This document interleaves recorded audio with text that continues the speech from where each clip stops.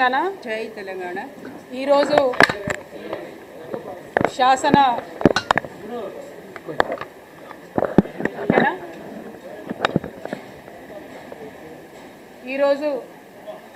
ఈరోజు శాసన మండలిలో మరి గవర్నర్ ప్రసంగానికి ధన్యవాద తీర్మానాలు చెప్పడానికి గౌరవ ముఖ్యమంత్రి గారు శాసన మండలికి వచ్చినారు.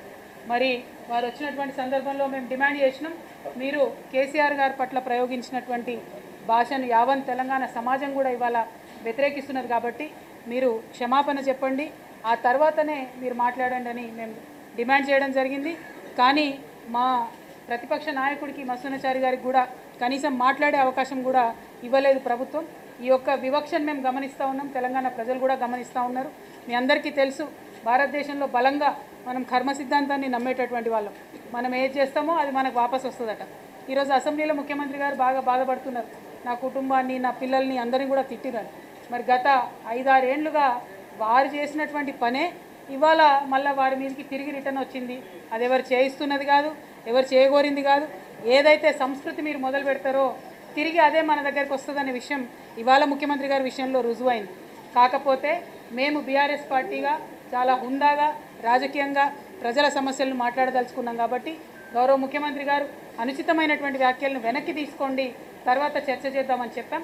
దానికి వారు ఒప్పుకోలేదు. ఇంకా దారుణం, ఇవాళ అసెంబ్లీ సమావేశాలను చూస్తూ ఉంటే ఒక 2 ఆడబిడ్డల్ని అరెస్ట్ చేస్తున్నారు. సరే, వాళ్ళు తప్పు చేసి ఉండొచ్చు, వాళ్ళు జర్నలిస్టిక్ విలువలు పాటించకపోవచ్చు.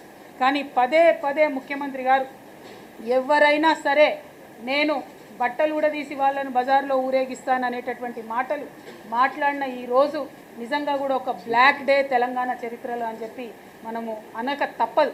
ఎందుకంటే అసెంబ్లీ సాక్షిగా మీరు ఒక పక్క 33% మహిళా బిల్లు వస్తుంది, మహిళలు రాజకీయాల్లోకి రావాలని చెప్తారు, ఇంకో పక్క 1 కోటి మంది మహిళలను కోటీశ్వర్లు చేస్తామని చెప్తారు, ఇంకొక పక్క అయ్యో నా బిడ్డను భార్యను నా కుటుంబ సభ్యుల్ని అందరు కూడా మాటలు అన్నారని చెప్తారు.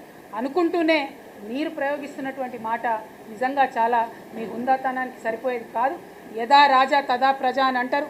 మీరు మాట్లాడిందే కింద వరకు పోతుంది, మీరు మాట్లాడిందే గ్రామాల వరకు పోతుంది, అదే యూట్యూబ్లలో రిఫ్లెక్ట్ అవుతుంది. కాబట్టి మనం మారడం దగ్గర మొదలు పెట్టుకోవాలి. ఎస్, మీకు బాధ అయి ఉండొచ్చు, కానీ అది మీరు మొదలుపెట్టిందే కాబట్టి అదే రిటర్న్ వచ్చిందని చెప్పి మేము భావిస్తూ ఉన్నాం. ఆనాడు మీరు కేసీఆర్ గారిని కావచ్చు, మా ఇంట్లో చంటి పిల్లల్ని కూడా కావచ్చు, ఎవరిని వదిలిపెట్టకుండా మాట్లాడినటువంటి మాటలు తెలంగాణ సమాజం మర్చిపోలేదు.